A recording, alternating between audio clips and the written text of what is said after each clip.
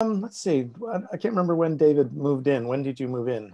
December 93, and you've been there longer, way longer now, right? I've been here since 82. So yeah, I'm coming on my 40th anniversary in this house next year. So.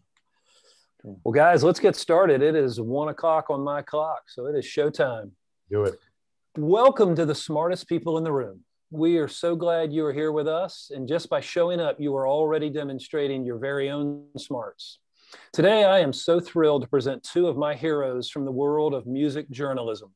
Not only are these guys legends among the Grateful Dead world, but they are also perfect examples of what I strive for in my own professional life, to do what you love and love what you do. Before we get started, let me take care of some business. First, to the audience, please feel free to introduce yourselves in the chat window. The reason we do these webinars is twofold. First, we want to showcase really smart people and the amazing work they do day to day in the music industry. But the second reason is a bit more nuanced. Many of you know that I am a music industry headhunter. I place music executives in roles throughout the industry. So by definition and function, I help people connect with companies. In this series, my goal is to help you make more connections, and I invite you to take full advantage of that opportunity. Specifically, I invite you to engage with the speakers and the other attendees in the chat of the Zoom. Please introduce yourselves, say hello to your friends, and make some new ones, and ask questions of our speakers. We will try to address as many of those as possible along the way. Also, please make sure your chat is set to address speakers and attendees. I want to thank our sponsors for without their support, we couldn't keep this free. I want to thank First Horizon Bank, Bufkin Baker, Four Roses Bourbon, the Fairlane Hotel, the Tennessee Entertainment Commission, Lightning 100, Tennessee Brew Works, Moo TV, Jive Printing, Project Music, and Cushmaster's brand of CBD products. So let's get down to business. In today's host seat, we welcome Blair Jackson. Blair got his start in music journalism in the mid-70s as a writer and editor for BAM, the Northern California music magazine, for whom he wrote around 50 cover stories and countless other features and reviews. In 1983, Blair moved over to become an editor at the leading U.S. sound and recording magazine called Mix, working there for more than 30 years, starting their popular Classic Tracks column, interviewing hundreds of musicians, engineers, and producers, and also specializing in film sound issues. For the past 6 years, he's been on staff as an editor and writer at various string letter publishing magazines, such as Classical Guitar, Ukulele, and Acoustic Guitar. All along, too, he has devoted much of his spare time to chronicling the long, strange trip of the Grateful Dead in articles, liner notes, and such books as The Oral History, This Is All in a Dream We Dreamed, Grateful Dead Gear, about the group's instruments, sound systems, and recording sessions, and the definitive biography, Garcia, An American Life. With his journalistic wife, Reagan, he also put out the beloved Grateful Dead fanzine, The Golden Road, for 9 years. Welcome, Blair. It's a pleasure to have you. Thank you. It's great to be here. And joining Blair as today's special guest is his good friend and collaborator, David Gans. David is a musician, author, and radio host. In his own words, he says, "The first thing I ever played on a guitar was a song my brother helped me write, and I've been writing and playing and doing music-related work ever since." In the ensuing 50 years, David has published 5 books, worked as a magazine editor for consumer and trade publications, and published a dozen albums of mostly original material. His interest in the Grateful Dead never interfered with his work as a music journalist, but it eventually led to his becoming something of a specialist on the topic. After his first book, Playing in the Band, came out in 1985, he wandered into the radio business, to borrow his words, after an appearance on the KFOG Deadhead Hour, led to his being invited to host the program. "I never made a plan," he asserts. Other radio stations asked if they could carry the show. The band gave me their blessing, and 36 years later, I am still hosting and distributing the Grateful Dead Hour. In 2007, David was hired to help design the programming for Sirius Satellite Radio's Grateful Dead channel. And since January of 2008, he has co-hosted the popular Sunday afternoon talk show, Tales from the Golden Road. After the pandemic made it impossible to play gigs, David started playing a live set every afternoon on Facebook and also on cashortrade.org. He lives with his wife and 2 cats and a few doors up the road from Blair in Oakland, California. Please welcome these 2 amazing guests to the smartest people in the room. Take it away, boys. Hello, everybody, and thank you so much for inviting us to be part of this. I got interested in it when I saw Michael Jensen and G. Brown doing one a few weeks ago. That was really, really great fun. I thought we would start by just telling a little history, so I would ask Blair to tell how he got to BAM Magazine, then I'll tell how I got to BAM Magazine, and that's where our shared story begins. Well, I guess you'd say that, you know, just like almost everybody who's in the music business in any form is there because they love music. And some people are lucky enough to actually stumble into jobs that let them be in the music industry and not just be fans of music, but we all started as fans in some way. I grew up in the suburbs of New York, Pelham, New York, and was a rock and roll fan from the age of 5 on. I had an older brother, so that always helps. But, you know, so in the late 50s, I was into Bobby Rydell and Chubby Checker and Fabian and all these guys, tried to comb what hair I had then into a pompadour and the whole deal. And for a couple of years in the mid 60s, I lived in Rome. My father was a foreign correspondent for Time magazine and the Rome bureau chief. And that's where I got into the Beatles and a lot of that kind of stuff, because that was happening right at the time I was there. And I came back and went to high school and again in Pelham, New York. And I guess the most notable thing I did in that era was that I helped start an underground paper in our high school, very controversial, but it's the first place I ever started writing about music. I'd read things like Teen Set and Hit Parader growing up and always kind of enjoyed the articles about it. And then when Rolling Stone came along, I really got into that. And that's really what first made me think, hey, you know, I should try to write about music. I'd love to write for Rolling Stone someday or something. But anyway, so at the underground paper, I wrote my first ever review of a Grateful Dead album, which was Vintage Dead in 1970, which was a 1966 concert. And I wrote my first concert review for the underground paper, which was Pink Floyd's Uma Guma tour at the, not Uma Guma, I'm sorry, Adam Hartmother tour at the Fillmore East. Then I went to Northwestern for a year and a half, and then I went to Tufts for 1 semester, and then I moved out to California where I'd wanted to be all along, and moved to the Bay Area. And the first real published review I had out here was a review of Desire, the Bob Dylan album in 1975. Actually, at the Daily Northwestern, I had written a live review of the Mahavishnu Orchestra, which was like the hardest thing to write ever. I mean, I'd never really heard the band, and I got sent to cover it. And it was like, what do you say about John McLaughlin and all this stuff? So I immediately got what was interesting and fun and challenging about being a reviewer. And once I was out here, I went to Cal, finished up my degree in political science, which was a waste of time, but was mostly taking classes in journalism, and went to the Cal Journalism School graduate program, where I had a mentor named David Littlejohn, who was a critic out here on KQED. And he's really the one who shaped me as a writer and a critic. And right around that time, right as I was finishing up graduate school, I went to a record store in Berkeley and saw a magazine called BAM, which had just published its second issue at that point in early 1976, February 76, this would have been. And thinking, well, you know, I want to write about music. So I gave them a call, and they immediately said, yeah, do it. And so that's when I actually never finished my master's thesis at Cal. And opted to go work full-time for BAM for not very much money, but it was my foot in the door, and I immediately, you know, I think the first interview I ever did for BAM was with David LaFlame of It's a Beautiful Day, who was solo at that point.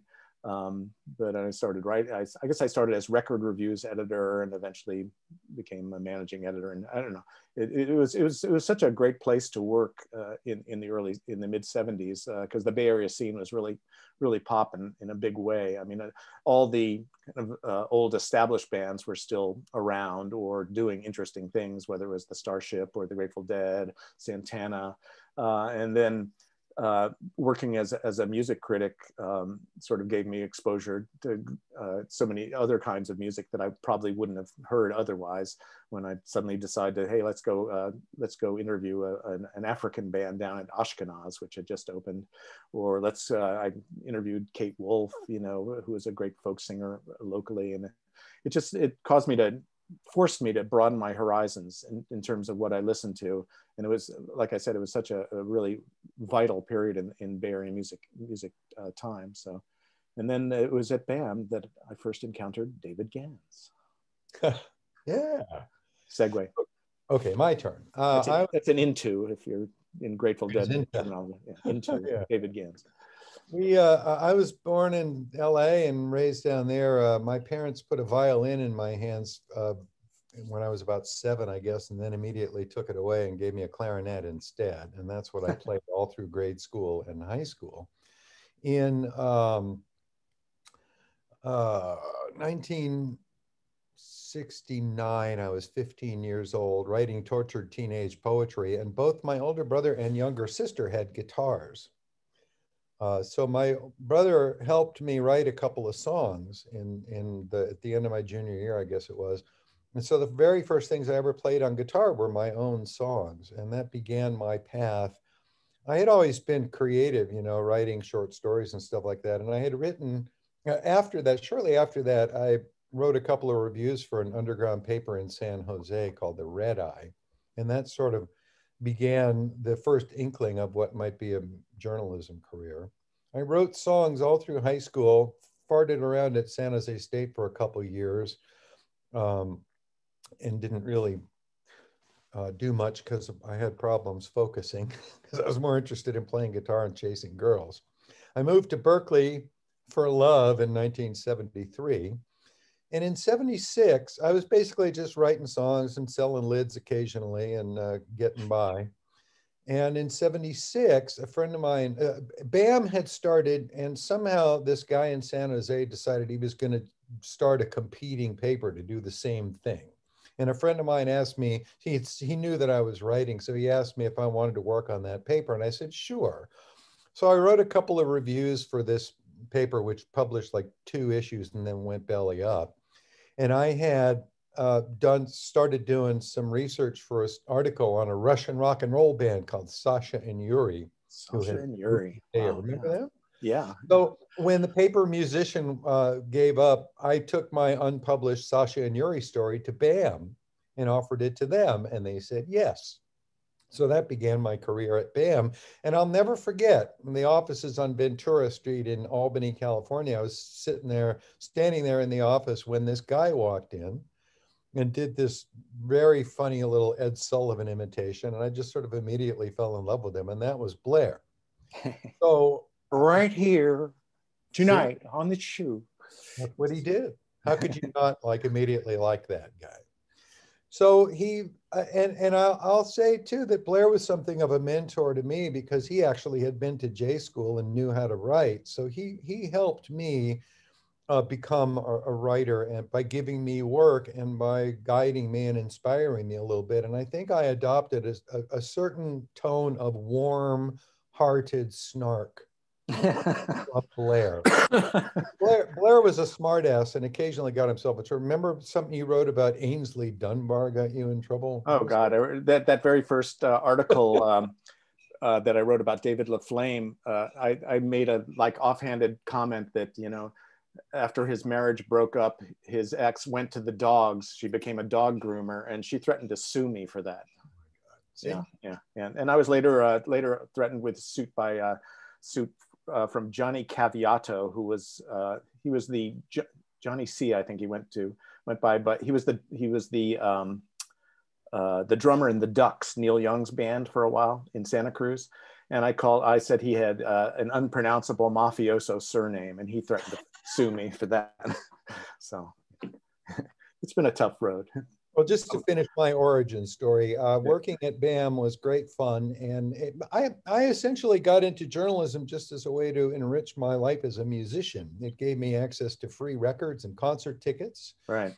And eventually led to me being going to LA to interview Leo Fender and interviewing Les Paul when he came to town, and Ted Templeman, who was the producer of Van Halen and the Doobie Brothers and all. So I got myself a multi-million-dollar education by being a journalist all that time. And I just, and because I was a deadhead from 72 on, I basically led kind of a improvised life and never really made much of a plan. I just followed my nose into interesting opportunities. And the only thing I'll really claim credit for in myself is being smart enough to recognize a door when it opened up in front of me. Right. So I just did what was fun to do and interesting to do, and developed my career. And I went to work at Mix before Blair did, actually. And I think I may have helped Blair get his job there, because Yeah, I you was did. Yeah. at Mix. As one of the editors of MI magazine, which was a spin-off for musicians that later folded and got reabsorbed into Mix, and I became the music editor at Mix. My big career break, I guess, came in, I was working for Record magazine. I was the only person who was on the masthead of Record magazine from the first issue to the last, because David McGee disappeared just before the very last issue, but he and I were the only people that were there for the whole run of the thing. That too led me to amazing opportunities, because it was a Rolling Stone publication. And in '82, after there was like a Grateful Dead story floating around Rolling Stone for years. Ken Kesey was going to do it, and then I don't know who else was going to do it. But at one point, I found myself in proximity to Jim Hinkey, the editor of Rolling Stone, and I basically pitched myself to do that Grateful Dead story because I was friendly with people in the Dead, and I guess they decided that they thought maybe that would be okay. So I kind of had a loose assignment to do a story for the Rolling Stone about the Dead, and I got sent to Jamaica in November of '82 to the Jamaica World Music Festival, and it was a Barry Fay from Colorado was the promoter of it, and they flew The infamous Barry Fay. Yes, well, they flew a bunch of journalists down to Jamaica to cover this thing. The idea being that if they invested all this energy in the first one, we'd go write stories about it, and it would become a destination festival for years to come. Well, I bunked with G. Brown, who was my great friend starting in January of that year. And we basically, the festival was very poorly managed. And of course, everything ran late. So the music went on all night, and we were damned if we were going to waste any daylight sleeping. So we basically just fucking partied for 3 days, listening to all this music and hanging around backstage and stuff. Just absolutely the greatest. And on that trip, I met Peter Simon, who was in Jamaica schmoozing the Grateful Dead because he had a contract to write a book about the Dead. And with him was his editor, Bob Miller. And I, of course, attached myself to them and schmoozed them up because I had photos of the Dead, and I wanted to see if there's any way I could participate in their book and all. What I did not know at the time, and did not find out until many, many years later, was that in Jamaica, Phil Lesh told Peter Simon and Bob Miller that they should hire me to write the text for Peter's book, because the guy that they had engaged to do it was not popular with the band. It wasn't going to work out. So I didn't know that. And some months later, I got a call inviting me to do the text for Peter's book, which I, of course, said yes to immediately, because I had a file cabinet full of material already, not only my own years of interviews. Blair put me to work. He sent me to LA to interview Weir in the summer of '77 while he was working on Heaven Help the Fool. This is the BAM days. Yeah, and in November of '77, I interviewed Robert Hunter for BAM. So I was on the Grateful Dead beat, and in fact, I've been doing the Dead Ahead column. And I just followed, again, I just followed my nose through all that. And the story for Rolling Stone never panned out. Something happened on another, I don't remember what it all was, but I never wound up doing the story for them because everybody got pissed off at Rolling Stone about something. And so I turned around and took all the material I had gathered for that article and put it together into this book. And that book came out in the spring of '85. It was called Playing in the Band, an oral and visual portrait of the Grateful Dead. And by that time, KFOG had launched the Deadhead Hour as a strip of specialty shows at 10 o'clock on weeknights.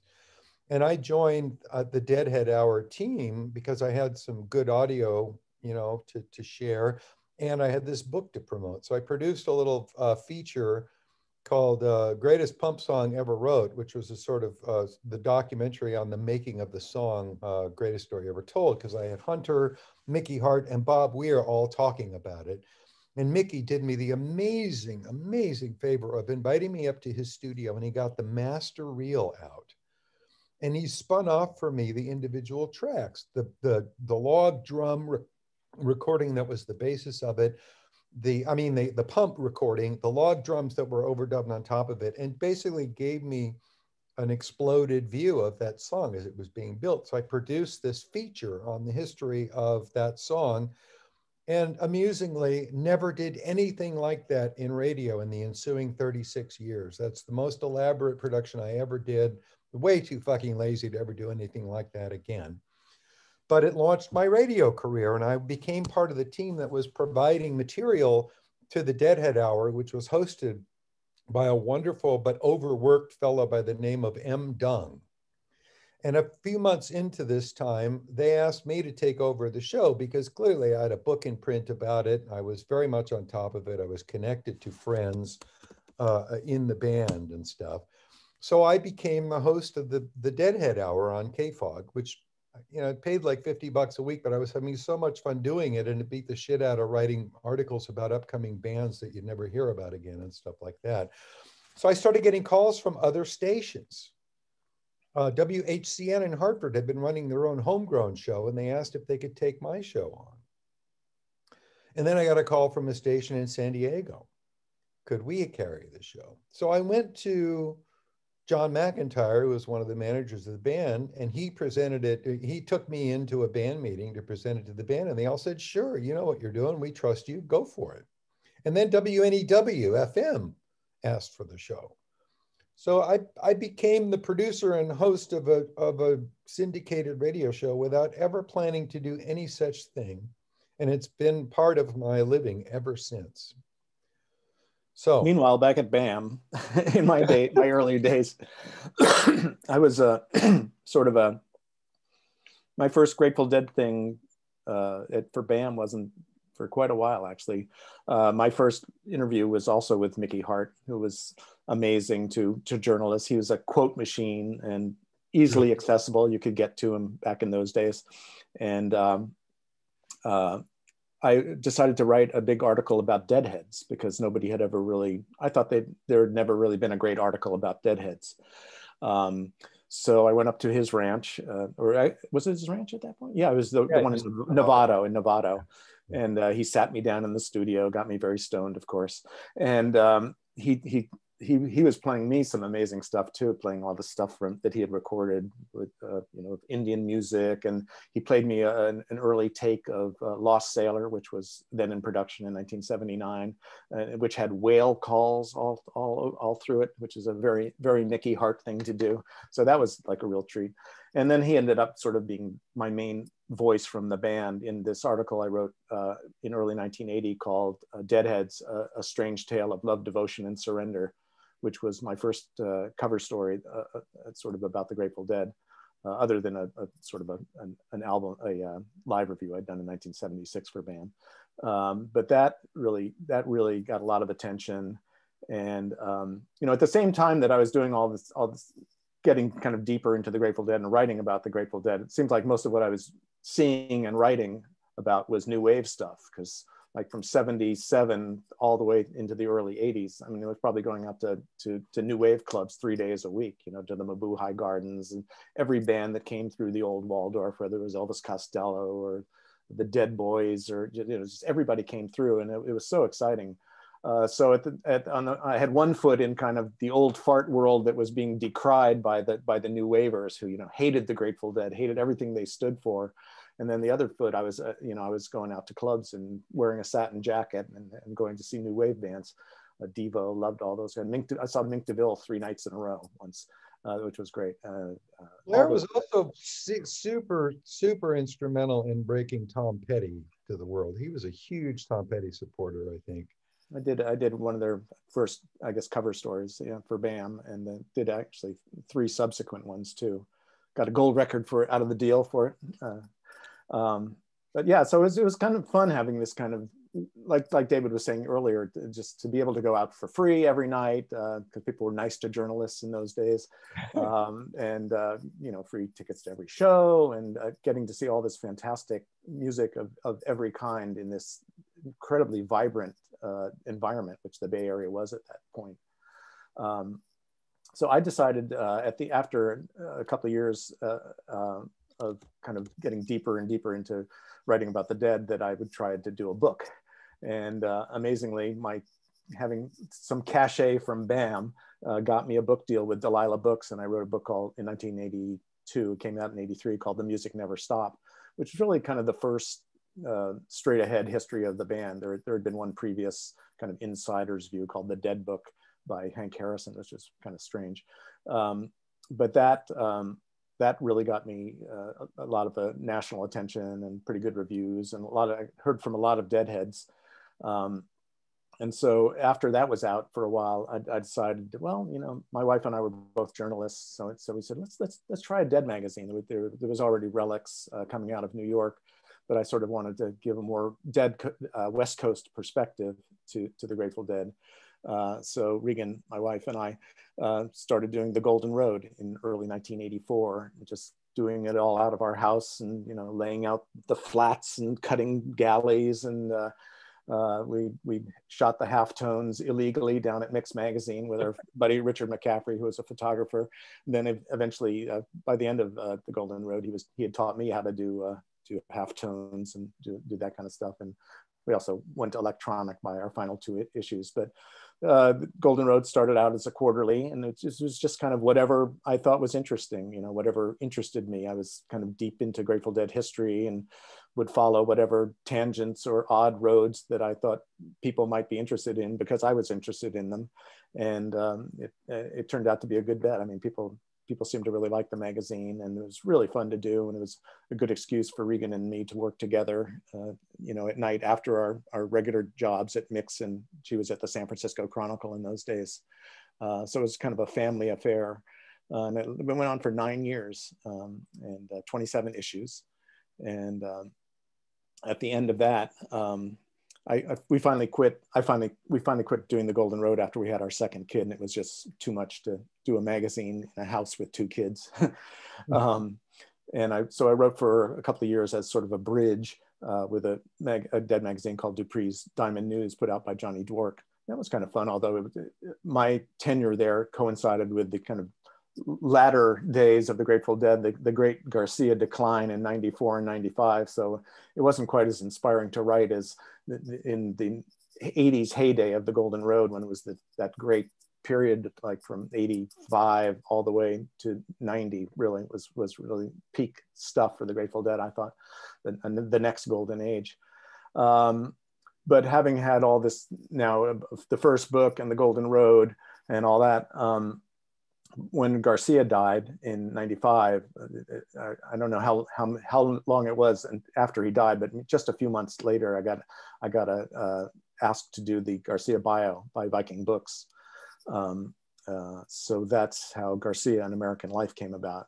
So I had that whole period of like 96 and mostly 96, kind of going around town, interviewing everybody in the wake of Garcia's death, which was a really amazing experience to talk to all these people and what Garcia meant to him, and then channel that into a book. Can I interrupt you for a second? Absolutely.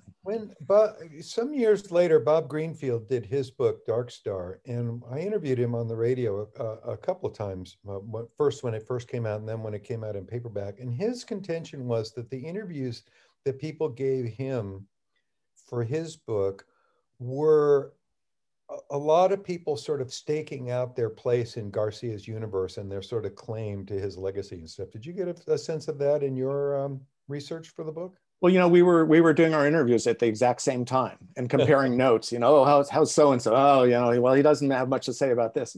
So that was kind of fun. I think he was going for a slightly different thing. I was always trying to write the music book and not the Garcia personality book quite as much. Yeah. You know, I liked his book a lot. I thought it was really good, and it really did reveal a lot. You know, I could see that. I mean, everybody wants to stake out their people are still staking out their claims in Garcia's life, you know, 25 years after his death. But I also want to interject and say that I think a thing that characterizes your journalism and my journalism with regard to the Dead is that we always wanted to put the music first. And that was my main thing on the radio, that selling the lifestyle was not what I was interested in at all. Right. And I thought that you and Regan did a tremendous job of presenting the culture and all. I mean, you guys, if you could find back issues of Golden Road, one of my favorite things about them was the fake ads that Blair did. You know, like he again, I said warm-hearted snark before. He had a great way of portraying our culture in a really fun and warm and friendly way, but it always was driven by the music. That both of us have always put the music first in our journalism. I think that's something I'm real proud of about both of us. Well, when I was interviewing people for the book, it was, like I said, it was a very raw time for everybody. So everybody was very emotional about it and crying occasionally. And, you know, I'll get that, you know, it was rough. And so it was very fond too, because people, if people had any grudges, they weren't bearing them then, you know. I'm sure that as the years went on, more and more of the bad stuff came out or whatever. But that was never going to be my focus. So, you know, I mean, I think, you know, I think the Garcia book was pretty much universally liked, but some of the criticism from the mainstream press came from the fact that in the intro, I admitted that I was a deadhead. So I think that immediately, you know, lowered the credibility of it in some people's eyes, but not to the deadheads. So anyway, so I don't know. It's, you know, it's been interesting to try to navigate the Grateful Dead world in the post-Garcia era. You know, it's not the same, obviously, and yet so many of the same people are doing interesting things. And you know, I've always felt an obligation to sort of keep chronicling it, and I have really genuinely enjoyed almost every band that's come out of the scene, and there's so many of them by now. It was a fascinating thing to watch. Everything kind of just fell apart and went to ground for a little while. Yeah, everybody really kind of regrouped and then eventually started getting off the couch and getting back to work. Phil Lesh went back to work in the end of '97, you know, and then Jesus Christ, he hit the ground running and he hasn't stopped yet. And Mickey and even Kreutzmann, who doesn't play as much but still has plenty of energy. And look at what Weir's been doing. I mean, it's clear that the energy level in the last years of the Dead was falling on Garcia's state, not everybody else's. You know, they all just kind of dusted themselves off over a period of time and went right back to work, and they've delivered huge amounts of great stuff ever since. I mean, you know, Jerry's been gone almost as long as he was with us at this point, and it's really interesting to see how the history didn't stop. Yeah. Well, I think Phil was really the great catalyst in this whole rebirth of Grateful Dead music. Even though, you know, there were things like Dark Star Orchestra and, you know, various other Dead bands and stuff like that. But it's when Phil came back, partially at your urging, or I mean, you were one of the great go-betweens with, you know, your bands, the Broken Angels, and bringing Phil back into it. But he is sort of the one who first, of the band members, who first deigned to really open up the catalog in ways that nobody had before, and that ways we never imagined would happen. You know, I mean, I never thought I would hear Viola Lee Blues a second time. They played it at my first Grateful Dead show in 1970, and then I never heard it again. And I never thought I'd hear the 11 played by a Dead band with the Grateful Dead members. And you know, just for Phil, anything was fair game.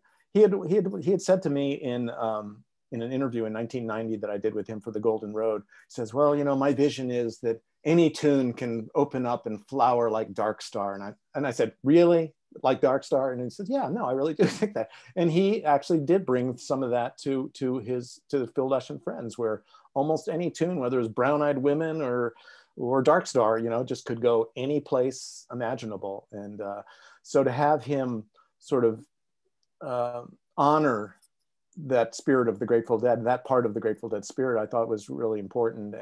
And I think that's what opened up Weir eventually, because Weir's early stuff with Rat Dog was, you know, not, you know, very non-guitar centric, I think, because he didn't want to have a Jerry in the band or do that kind of music.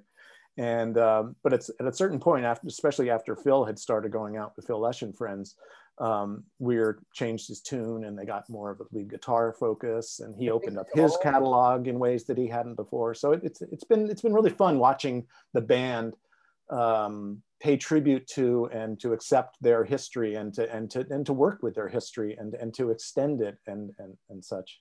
And Philip Torres wants to know how it is that it's bigger now than it was then. I think that's a really interesting question. And I would say that 2015, that Fare Thee Well just kicked everything up onto another level and brought the Grateful Dead into the culture again in a huge... That totally surprised me, totally caught me off guard. I thought, I mean, I knew the Grateful Dead were popular and with a lot of people and stuff, but I was completely blown away by how big Fare Thee Well was and how it got this mainstream acceptance.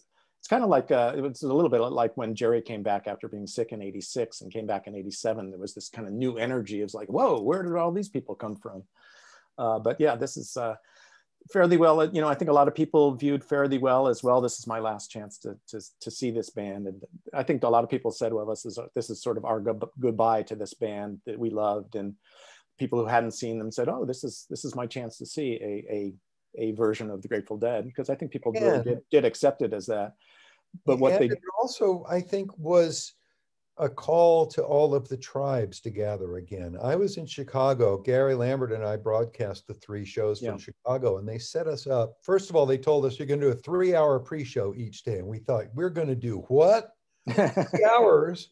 But they set us up in a tent in the concourse where everybody's coming in. So we had people walking by, and we just grabbed people going by and sat them down, and we invited people in. I had musicians come and play and stuff. But the whole town of Chicago just opened up to this thing, and every bar had a marquee, you know, with a message for Deadheads and stuff, and the hotels threw parties. And it was so amazing to see all these people who gathered their tribe together for another weekend of this. And they all thought, well, hell, let's keep doing this. And right after that, of course, Dead and Company announced. Yeah. And that which I was very skeptical about at first. I mean, I had seen, I guess John Mayer played on TV. He hosted some late night show, Letterman, I can't remember who it was, but you know, there is with his like straight person glasses, and I can't remember what tune he did, but I thought, really, this guy's gonna play with Grateful Dead guys? And boy, was I wrong about that. He's been great, in my opinion. Yeah, and I think that provided the you know, the thread to which the story could attach itself to continue. It's not that Phil didn't stop doing what he was doing, but that sort of became the major attraction. You know, an act that's playing stadium shows again is kind of hard to ignore. And there they were, and it's been fun to be part of that as well. I watched. There's like groups on Facebook of people that met and became friends during the ticket buying fiasco or whatever it was of getting to Fare Thee Well. Fare Thee Well. And as Paul Lohr mentioned, the Everything Is Dead thing at the museum across the street was also great. You know, they put together a beautiful that stuff at the Field Museum. But it just, there are groups that are still together that sort of formed around acquiring tickets and sharing logistics and stuff and going to those shows. And it just felt like Fare Thee Well was like, oh, wait a minute, we're all back together again. Why did we stop hanging out together for 5 years? You know, or 20 years, or however long it was. So here we are. Yeah, it's been interesting too. You know, my son is 30, my daughter is 27, and they're all, you know, they all have friends who are Deadheads. They're all Deadheads now, and they like all the bands and all that kind of stuff. So it's been kind of fun to see them get it sort of secondhand like that. And what's interesting, it's somewhat, I mean, everything's different, but one of the things that I really notice is, you know, in our day of going to shows, you know, when a Grateful Dead concert was $10 or $15, or maybe it was like 20 something bucks by the end, you know, we could go to multiple shows and it was easy to see every band that came through town. And now, you know, Dead and Company set me back $200 a ticket for last New Year's, you know, so that's 2 tickets, 2 nights, $800 right there. So it's a, you know, it's $1,000 weekend to go see Dead and Company. And, you know, my kids can't do that. And most people can't do that.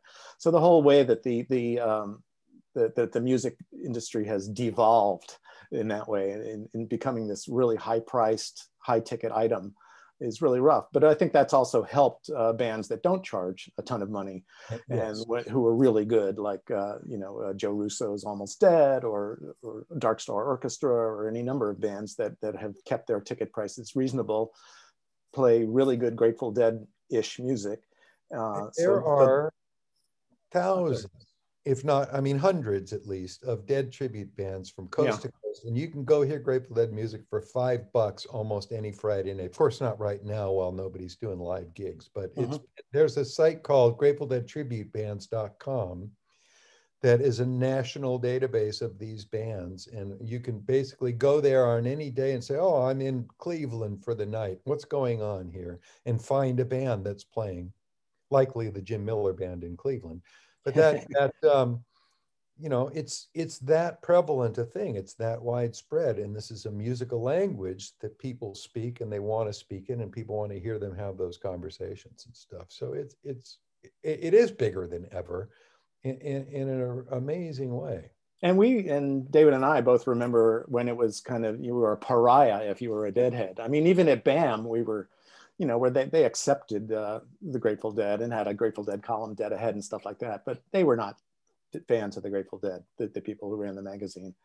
They tolerated the Grateful Dead, I think. And that's been the story of my whole life. It's like surrounded by people who are amused that I'm a Deadhead, or, you know, or actually insulting about it, you know.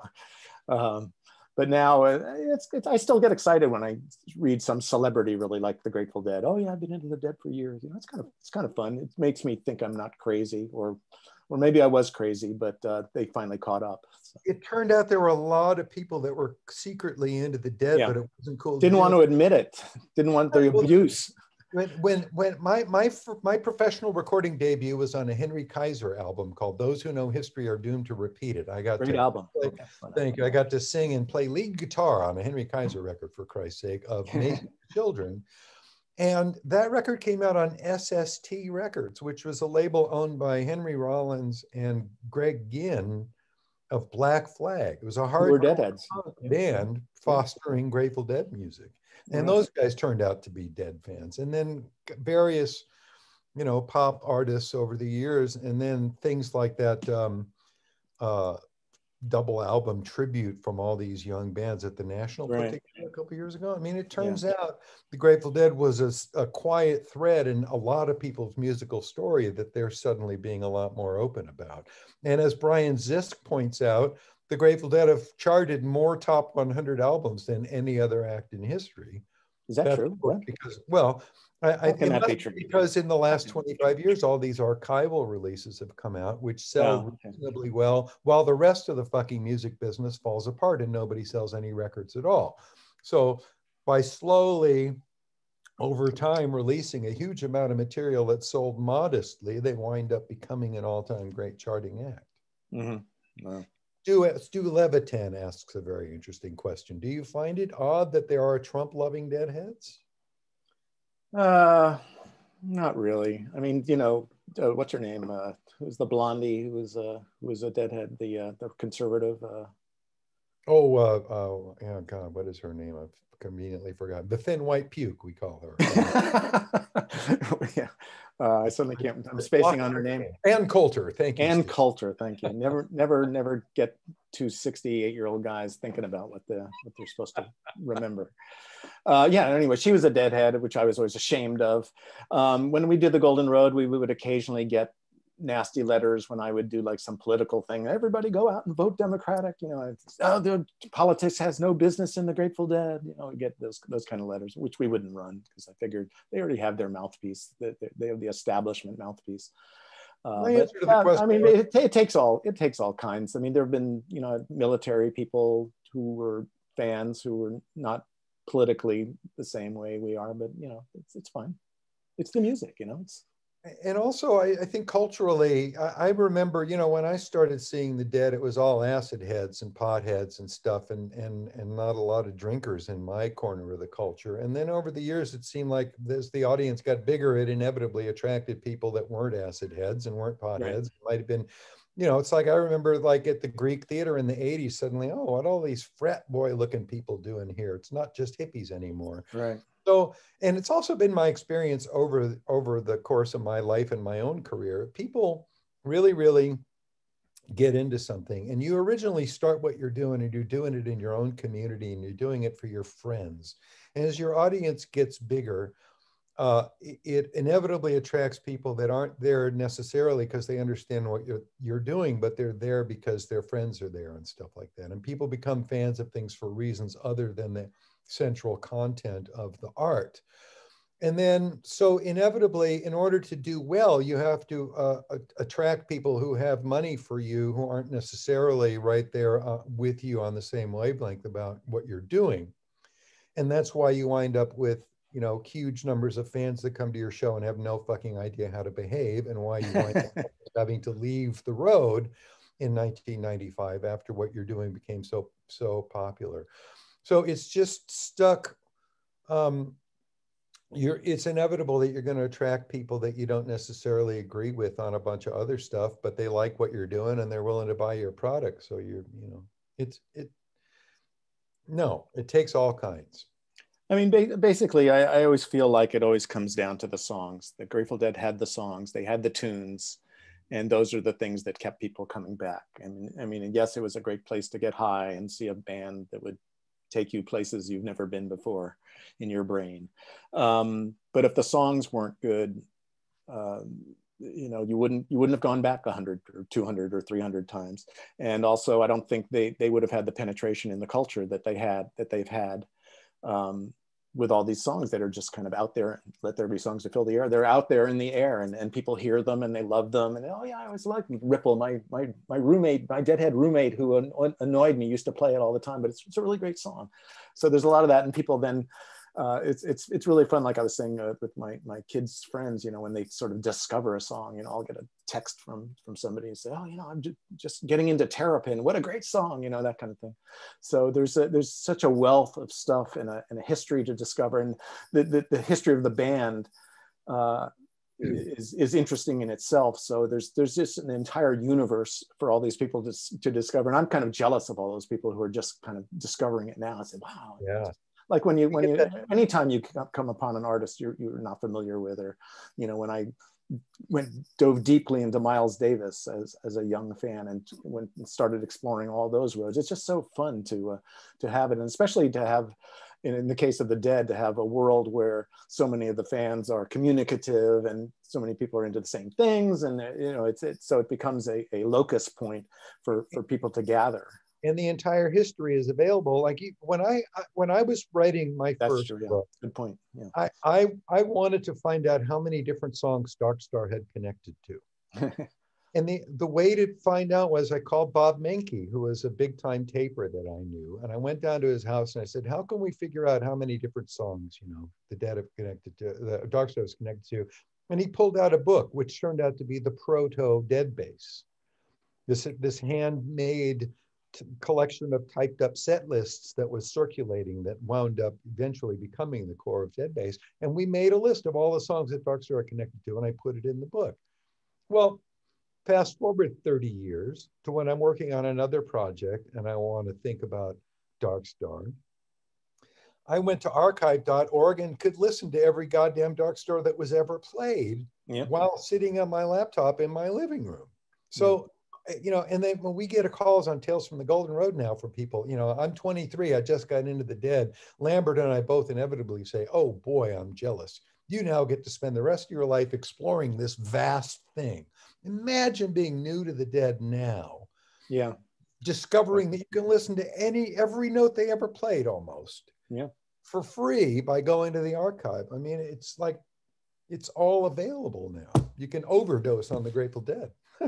The music scene really has to give another major shout out to the Grateful Dead for allowing taping and for spawning the taping scene, because the taping scene did not stop when Grateful Dead shows ended, or did not stop people who were taping Grateful Dead shows from smuggling their equipment into other shows.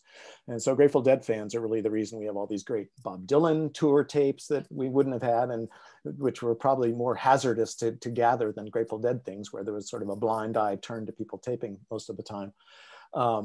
But yeah, we have dead tapers and the taping phenomenon really to thank for all these Bruce Springsteen tapes, just everything. It created an entire taping universe. And it's also true that the Grateful Dead's model of success turned out to be the only operative model after the record business fell apart. The Grateful Dead never sold records, so they made their living touring and becoming a live act. Yeah, well, exactly.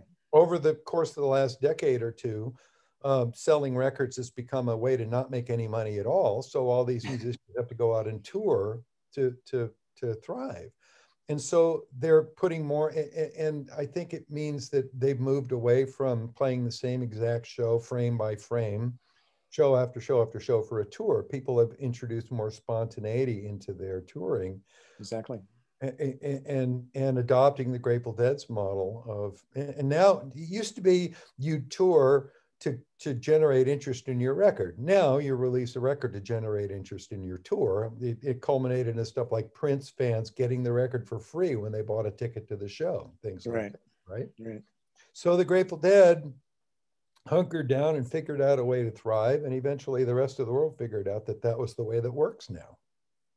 I like to joke that I chose the two worst professions, music and journalism, both of which cratered in the digital universe. So yeah, magazines fell apart, albums fell apart. Yeah, it's a really tough time to be a musician. I mean, it's and to work for magazines, which I still do.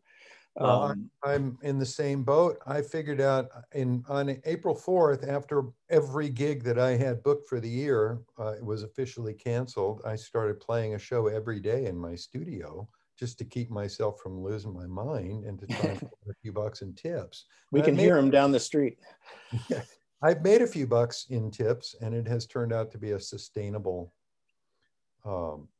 model for me, and it does enough that makes it worth my doing. I think we should bring up the subject of this now, though, Blair. Oh, okay. Since we're running out of time and we want to sell some books. Okay. The question was asked, how much time do we spend working on it? Oh boy. Well, almost our entire careers, because a lot of it was drawn from interviews that both of us had done for many years. I mean, hundreds of interviews that each of us have done. Became sort of the source material for that. And then we went out and got a bunch more over the course of maybe a year or more. I remember signing the contract. Oh, I wrote the proposal. I got the call the day before Rita and I left for a 2-week trip to Peru. And I remember being so excited about that. And I'm flying away on this vacation to a place I've always wanted to go see. And I have to write a fucking book proposal in the middle of it. But we managed to get the proposal done and got the contract. And that was, so we signed, the offer came in November of 13 and the book was published in November of 15. So we spent about a year working on the manuscript, because I remember we turned it in. Remember we sat together. Yeah. At one point, many times. We turned in a gigantic manuscript, and Bob Miller, who was my first editor and also brought us into this book, was so kind to us. He agreed to let the book be bigger at greater expense to him because he loved the text so much. So we made a compromise. He told us to get rid of this much of it and he'd publish the rest. So Blair and I literally spent 2 days. I think we spent 13 hours together going through the manuscript page by page and pulling things out. Rather than making large-scale wholesale deletions, we went through it and tightened it up as the best possible way to tighten it up and make it infinitely better. So we spent a year researching and writing, and we took advantage of all the technology. We used a Google Doc. We dropped everything into Google Docs, so either one of us could edit anything at any time. And I do remember specific moments when I was editing a page and words would change elsewhere on that page because Blair was editing the same page. You needed a lot of editing, man. It's you know, no. It was a lot of fun. No, it was really fun. Yeah, and yeah, I was pretty happy with how it came out. Actually, you know, when it first came out, I was kind of like, I don't know. Anytime you finish something, it's like, oh God, thank God it's out of my life, you know, just because it's so intense at the end. And I've actually gone back to it recently for the first time in quite a while, actually. And I said, hey, this is actually pretty good, because I keep hearing from other people, oh yeah, I really like it. So okay, yeah, people I believe you. He will go out of their way to talk about how it's their favorite book from the time. Yeah. And yeah, I'm pretty pleased with what we did. But just, I mean, working with you was so easy. You know, I've often told people it was a entirely frictionless process. Sure. Because the offer came from a guy who we knew was a fan and a deadhead, and we could trust the editor not to, you know, abuse us. We were able to participate in every phase of it, choosing the cover photo and approving of the design and stuff like that. We were all very much involved with it and felt very much loved and respected by our publisher at every step of the way. And I felt completely at ease working with Blair through this whole thing. I do feel like it kind of got lost in the shuffle though when it came out. I mean, it did not perform as expected, I believe would be the term you would use in book parlance. You know, it came out too late, I think, in 2015. So there had already been Fare Thee Well. There had already been other books there. So I think it didn't quite get the attention maybe it could have if it had come out earlier.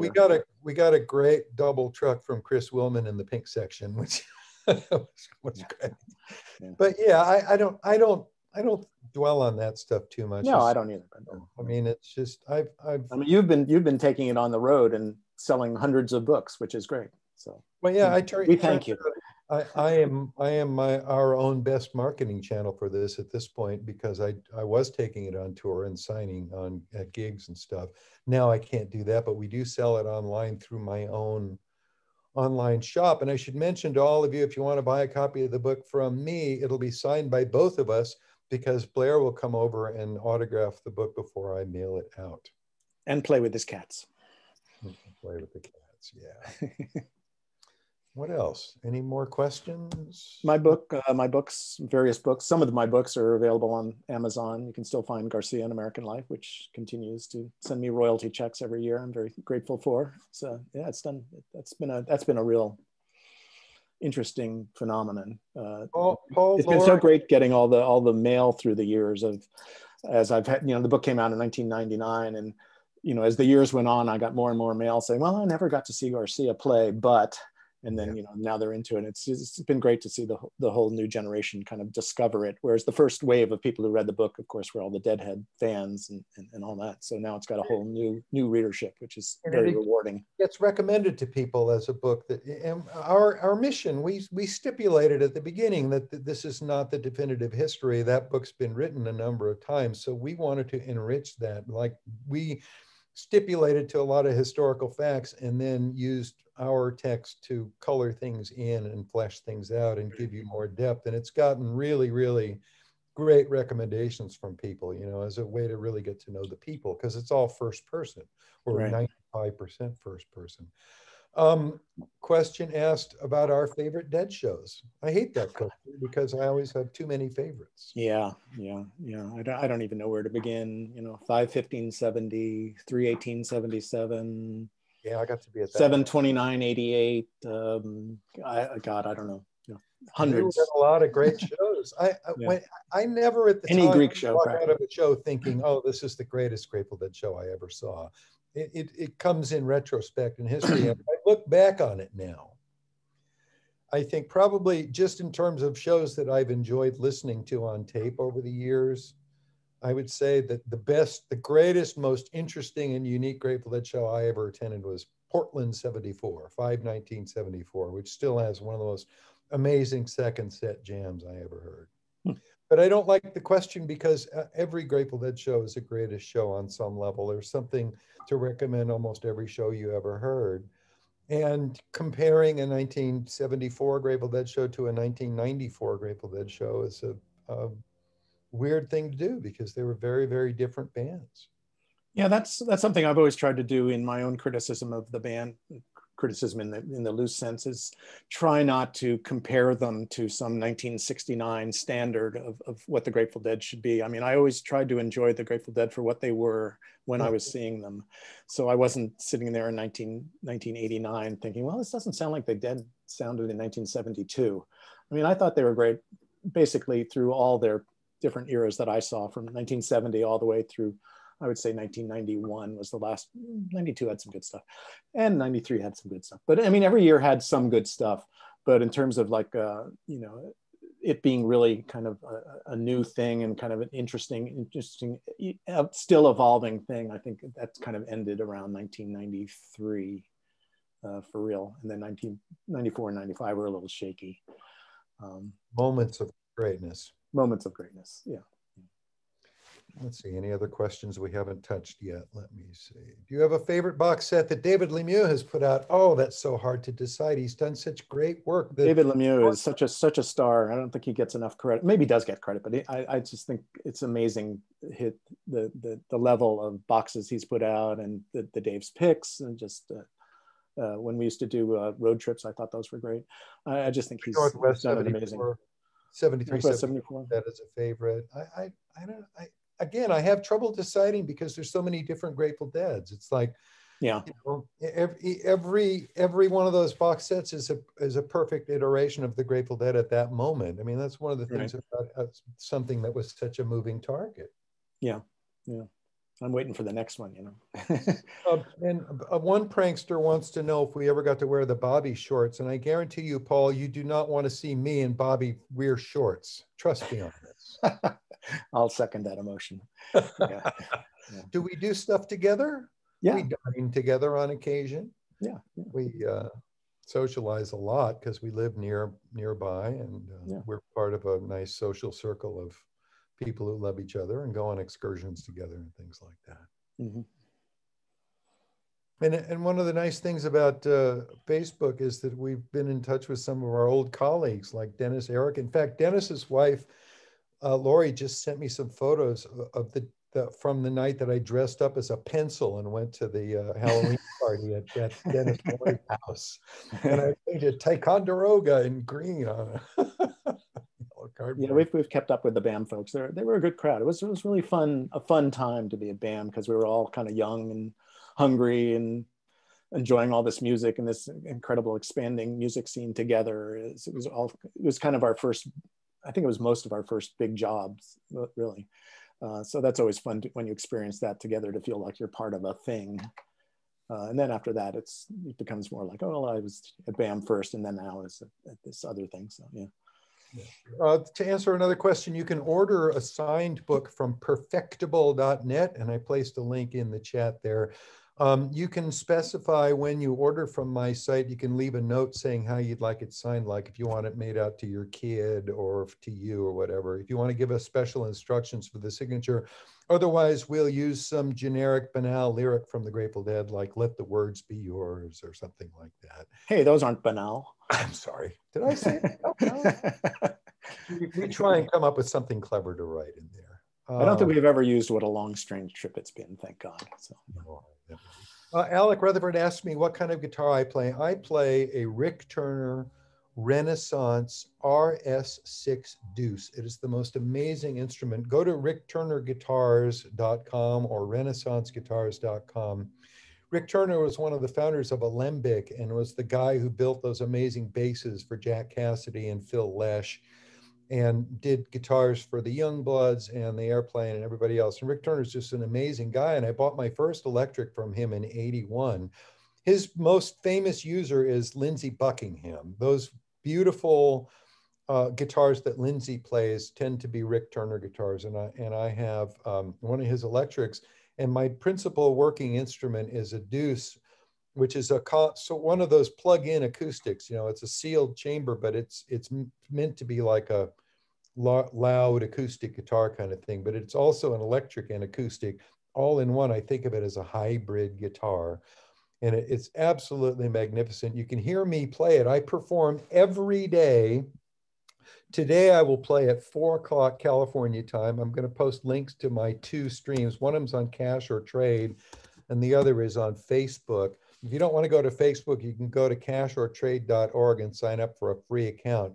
And you can hear this amazing instrument. It has all of the capabilities of an electric guitar and an acoustic guitar in one instrument. I love it. I feel like it made me a better musician the first time I ever picked one up. And You're such a good salesman, David. Well, it's just a great instrument. I play a MacBook Pro. You play it brilliantly, Blair. Thank you. Tom, are we done? Or do sadly, I'm afraid we are, but I'm telling you what, selfishly, I could sit here for another couple of days listening to you guys swap stories. This has been fabulous. And as you can see, the performances. What's that? You ever do repeat performances? We'll dose for the next one. We would. All right, I'm in. Let's do it. Seriously, guys, this has been fabulous. You can tell from the chat, the love is just flowing through here. It's so cool to be able to see you all, because we hear you all the time, but it's great to be able to see you and to really almost reach out and touch you. This has just been magnificent. So thank you so much for everything you've done in your careers and the example that you've set for all of us about love what you do and do what you love. Well, so keep up the great work, please. You've been very insanely lucky, as Bill Graham used to say. That's how I feel. I feel that way.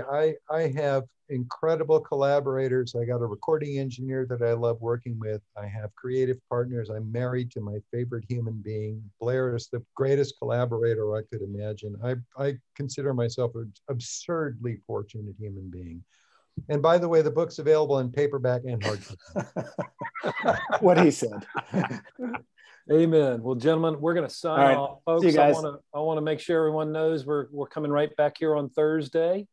Thursday, we're featuring Jonathan Taplin, who is the executive producer of The Last Waltz, among other really cool things. I reviewed The Last Waltz for the San Francisco Bay Guardian. You did, and you just one of my photos, I believe. Yes, and actually, 1 second. That was the only, Bill Graham posted my review on the wall of his office of The Last Waltz. Yeah, so that was cool. What a tribute. Taplin, that's cool. Well, thanks, folks. Stay safe and healthy, and hope to see you all out at a show sometime soon. Thank you for being part of this.